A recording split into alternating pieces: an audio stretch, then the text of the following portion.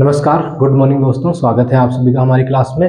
पिछली क्लास में हमने देखा था कि जो केंद्रीकरण है और विकेंद्रीकरण है, गांवों को लेकर किस प्रकार की डेफिनेशन को चेंज करना पड़ा उनको। डेफिनेशन का मतलब होता है कि परिभाषा होती है संविधान के अंदर, हर एक आर्टिकल के अंदर कुछ लिखा होता है।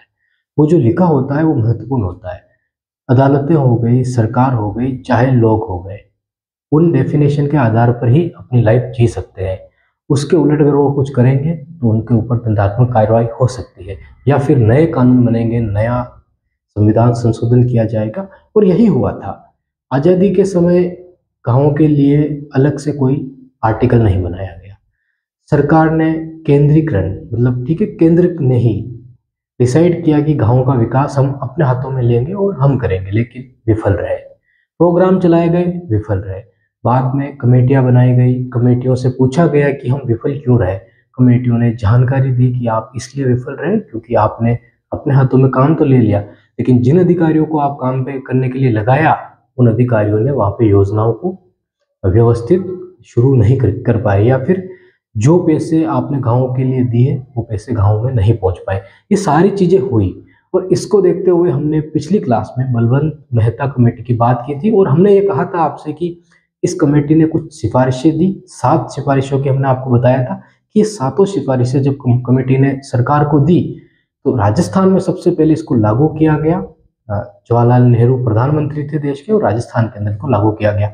आज इसी पर बात करनी है कि ये कमेटी की सिफारिशें राजस्थान में किस जगह लागू हुई, महत्वपूर्ण क्या थी इन चीजें, और फिर आगे किस प्रकार की चीजें होने लग गई। तो शुरू करते हैं।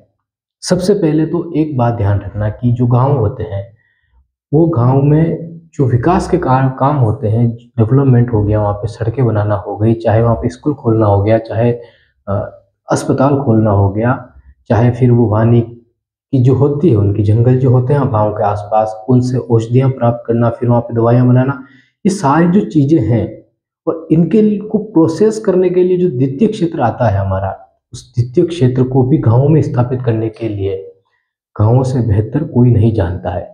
आप देखिए कि कोई भी, जैसे कि सूती कपड़ा तैयार होता है, जैसे कपास तैयार होती है, फिर उससे जो कपड़ा तैयार होता है, तो गाँव के अंदर लोग बिना किसी मशीन की मदद के वो तैयार कर लेते हैं।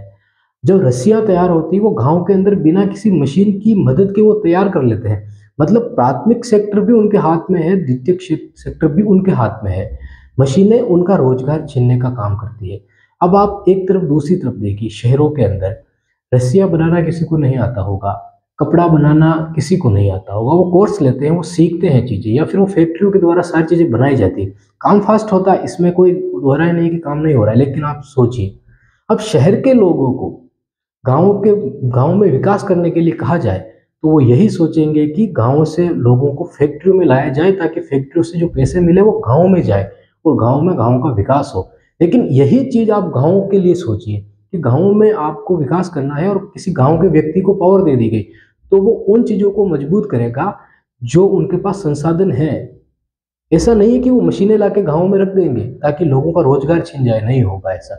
इसीलिए विकेंद्रीकरण की शुरुआत करना जरूरी था, क्योंकि शहरों में चलने वाली सरकार गाँव का विकास अलग तरीके से करेगी, और गाँव में चलने वाली सरकार गाँव का विकास गाँव के लोगों की तरह करेगी। वहाँ पे सड़कें बनाना है तो भी वो उसी हिसाब से बनाएंगे जहाँ पे जरूरत होगी, फालतू में नहीं बनाएंगे। जैसे कि आप देखा होगा शहरों के अंदर, जहाँ पे मकान है वहाँ पे बिजलियाँ नहीं पहुँच पाती है, जहाँ पे खंभे नहीं पहुँच पाते हैं, जहाँ पे लाइटें नहीं पहुँच पाती है।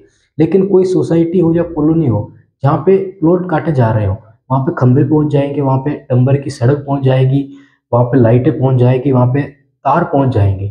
तो ऐसी स्थिति शहरों में पहले ही बन जाती है, क्योंकि वहाँ पे रेट बढ़ाना होता है, और गाँवों के अंदर उनको शुद्ध हवा मिल रही है, शुद्ध पानी मिल रहा है, तो उनको कोई पैसों की ज़्यादा जरूरत नहीं है।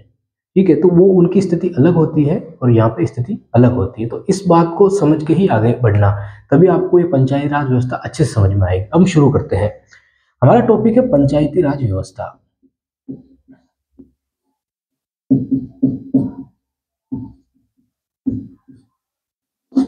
पंचायती राज व्यवस्था है, और इसकी पहली कमेटी जो बनाई गई, बलवंत मेहता।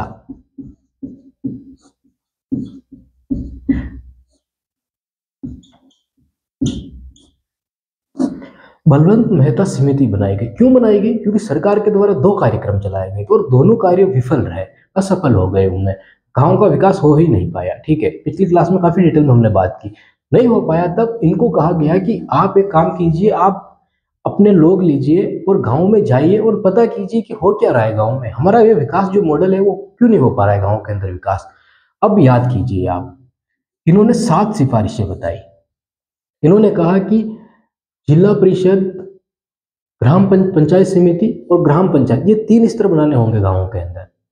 एक सिर्फ केंद्र से गांव नहीं चल सकता है, ना केंद्र से गांव का विकास हो सकता है, 3 स्तर बनाने होंगे। और इन्होंने तीनों स्तर के लिए बताया कि जिला परिषद बनानी होगी जो निगरानी करेगी, पूरे जिले की निगरानी करेगी, और पूरे जिले में पंचायतें भी आएगी तो ब्लॉक भी आएंगे, वार्ड भी आएंगे। ठीक है, तो पूरे जिले का निरीक्षण करेगी, वो जिला परिषद होगी, वो बॉस होगी सबकी। उसके बाद पंचायत समिति की बात की गई, तो उन्होंने कहा कि पंचायत समिति का काम होगा, इसमें पावरफुल होगा, इसमें फंड होगा कि गांव, जिला परिषद से पैसे गांव में पहुंचाने का काम होगा। और फिर ग्राम पंचायत बनाएगी, जहां पर आपको पता है चुनाव होगा, वहां पे हर गांव से कुछ लोग चुने जाएंगे। ठीक है, और वो लोग, उन लोगों का समूह होगा जो किसको चुनेगा, पंचायत समिति के सदस्यों को चुनेगा और जिला परिषद के सदस्यों को चुनेगा। और चुने हुए लोग ही वो विकास का जो मॉडल है वो एक साथ मिलकर ला पाएंगे। तो ये स्थिति किसने बताई? बलवंत मेहता ने बताई। अब इनकी एनडीसी के द्वारा, जो राष्ट्रीय विकास परिषद होती है, नेशनल डेवलपमेंट काउंसिल, ठीक है, उसके द्वारा इसको 12 जनवरी 1958, 12 जनवरी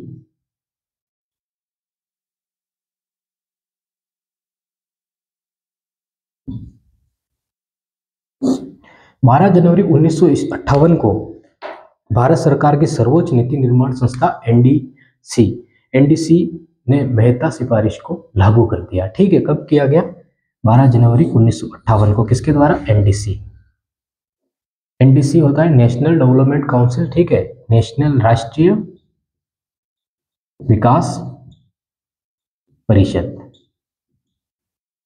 राष्ट्रीय विकास परिषद के द्वारा बलवंत मेहता समिति की 7 सिफारिशें उन्होंने बताई। उन्होंने कहा कि देखभाल करने वाला चाहिए होगा, पैसे का इंतजाम करने वाला चाहिए होगा, वहां पे चुनाव कैसे हो रहे हैं उनको लेकर बात की, चुनाव किसके नहीं होंगे, खर्चा ज्यादा नहीं आना चाहिए, उनको लेकर बात की, गाँवों के अंदर जो वित्तीय संसाधन पहुंचाने की उन्होंने बात की।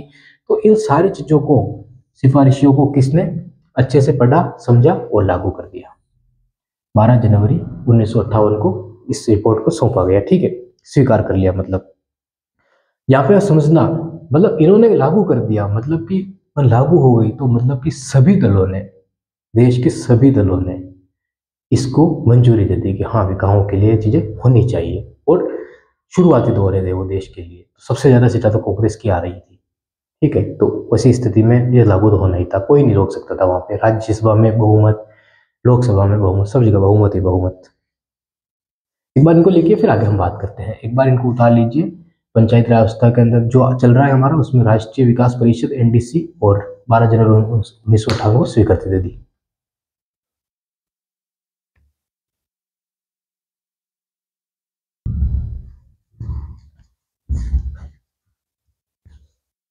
इसको उतारने के बाद अब हमारे सामने महत्वपूर्ण चीज है कि इसको लागू कहाँ पे किया गया। ठीक है, सबसे महत्वपूर्ण चीज है, और राजस्थान की हम बात कर रहे हैं तो सबसे महत्वपूर्ण है कि राजस्थान में ही लागू किया गया सबसे पहले।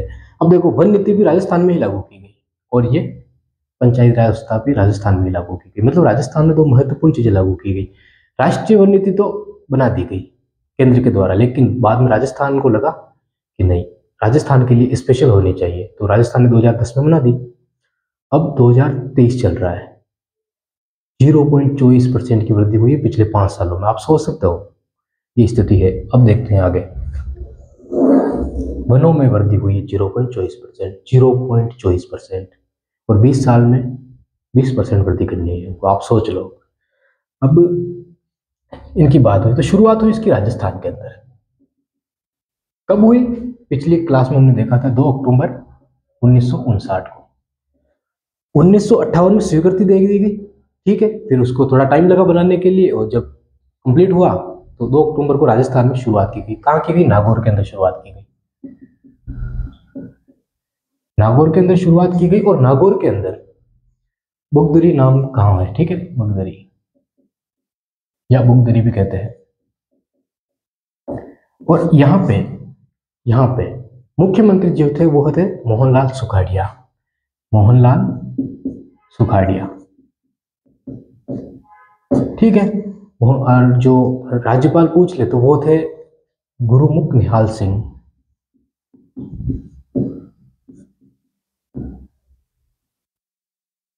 गुरुमुख निहाल सिंह। और देखो प्रधानमंत्री अगर पूछे तो आपको आना चाहिए।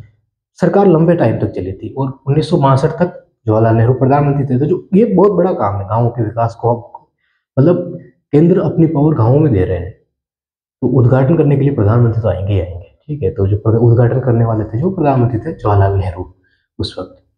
तो नागौर में शुरुआत हुई, उत्तरी गांव में मोहनलाल सुखाड़िया थे, ये थे राज्यपाल और प्रधानमंत्री थे। एक बार इनको फिर आगे बात करते हैं। और क्या है हाँ, इसमें एक चीज और है, देखो यहाँ तक है। फिर है सेकंड पंचवर्षीय योजना भी इसी समय लागू की गई। और ध्यान रखना, इस योजना के अंदर औद्योगिकरण पर जोर दिया गया। जैसा कि हमने आपसे बात की, शहरों का विकास नहीं, गांवों का विकास। उनको क्या जरूरत है, ठीक है। औद्योगिकरण का मतलब एक अर्थ ये भी था। और दूसरी चीज, गांवों के लिए विकास की शुरुआत हो रही थी। कहां पे? सेकंड पंचवर्षीय योजना।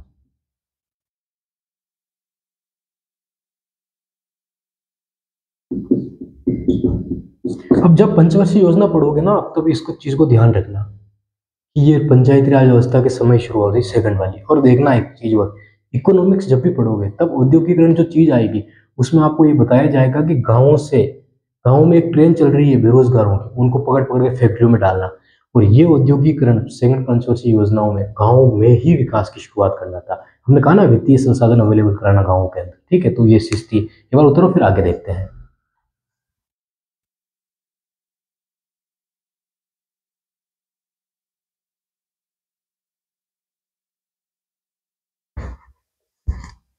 ठीक है, अब देखना आगे इसी से जुड़ा हुआ है।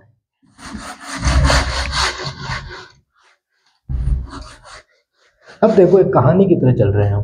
अब समझो, हमने राजस्थान की बात की, राजस्थान के अंदर ये चीज लागू हुई पहले, लेकिन एकदम थोड़ी हो गई होगी। राजस्थान में प्रयास हुए होंगे ना, पंचायत राज अधिनियम बना होगा कहीं ना कहीं से तो आवाज उठी होगी ना। तो राजस्थान के अंदर 1954 से ही आवाज उठने लग गई थी। 1954 में राजस्थान पंचायती राज अधिनियम बन गया था। कब? 1 जनवरी। पंचायती राज अधिनियम।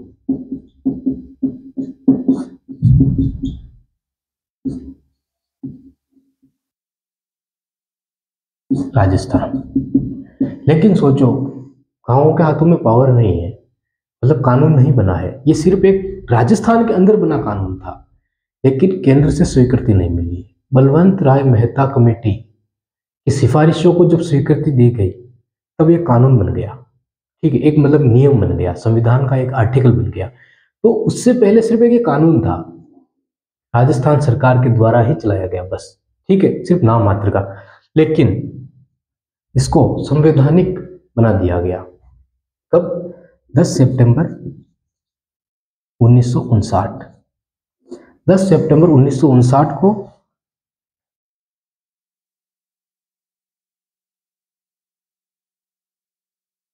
पंचायत समिति और जिला परिषद, ठीक है, इसको कानूनी रूप दे दिया गया। जो कानून राजस्थान में बना था सिर्फ, उसको केंद्र लेवल पर दे दिया गया, ठीक है। उसके बाद 2 अक्टूबर को ये लागू हो गया। ये कहानी थी राजस्थान में इस बनने की। 1954 में ही, ठीक है, बातें होने लग गई थी, बस ये बात है। 1 जनवरी 1954 को, और कब? 2 अक्टूबर 1959 को, ये लिख रखा है हमने, लागू हो गया। अब आप सोचो, राजस्थान पहला क्यों बना? क्योंकि राजस्थान में बहुत पहले से ही मांगे हो गई, अलग अलग राज्य के लोग मांग कर रहे थे। पहले सरकार, आज की सरकारें हैं वो पैसे पे ज्यादा ध्यान दे रही है, अर्थ पे ज्यादा ध्यान दे रही है। पहले की सरकारें लोगों की जिंदगियों पे ज्यादा ध्यान दिया करती थी, वो समझती थी। इसीलिए काफी सारे ऐसे आर्टिकल बन गए, ऐसे संविधान संशोधन हुए और ऐसी चीजें बन गई जो चीजें आज सरकारें खुद हटाना चाहती लेकिन हट नहीं पा रहे। 2005 में आप देखिए, सूचना का अधिकार आज हर एक सरकार की मुसीबत बना हुआ है। शिक्षा का अधिकार हो गया, अस्पतालों में फ्री मतलब इलाज का अधिकार हो गया। अभी पूरा नहीं मिला है लेकिन मिल जाएगा, हो जाएगा, धीरे धीरे व्यवस्थाएं हो जाएगी। तो ये स्थिति थी।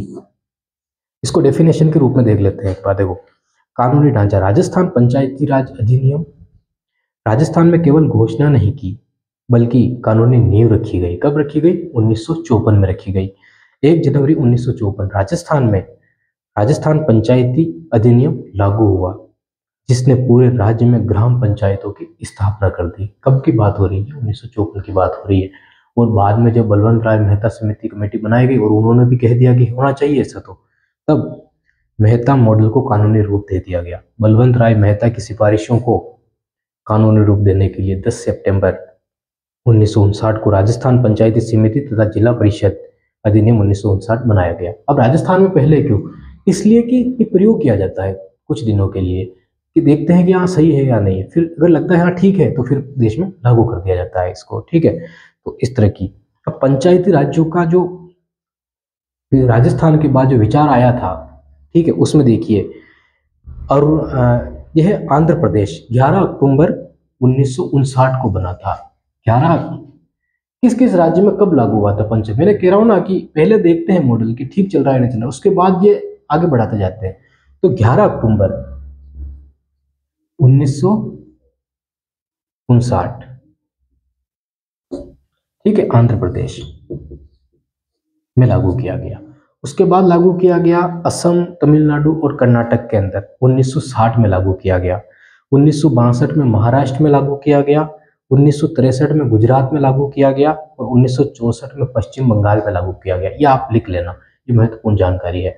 उसके बाद है कि पंचायती राज के शिल्पी।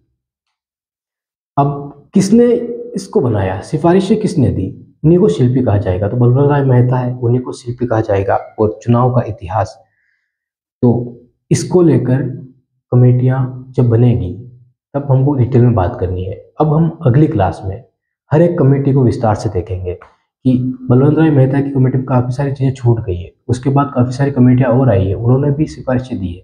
बलवंत राय मेहता की कमेटी में काफ़ी सारी गलतियां भी बता दी गई है, आलोचनाएं भी की गई है, उनको अलग से लागू किया गया। कारण यही है कि चुनाव ही नहीं हो पाए। एक बार चुनाव हो गया, 10-10 सालों तक चुनाव ही नहीं हुए। ठीक है, तो ऐसे संविधान में प्रावधान ही नहीं किए गए, इसीलिए तो 73वां संविधान संशोधन लाना पड़ा हमको। तो इन सबको देखना है डिटेल में। आज की क्लास कैसी लगी आपको?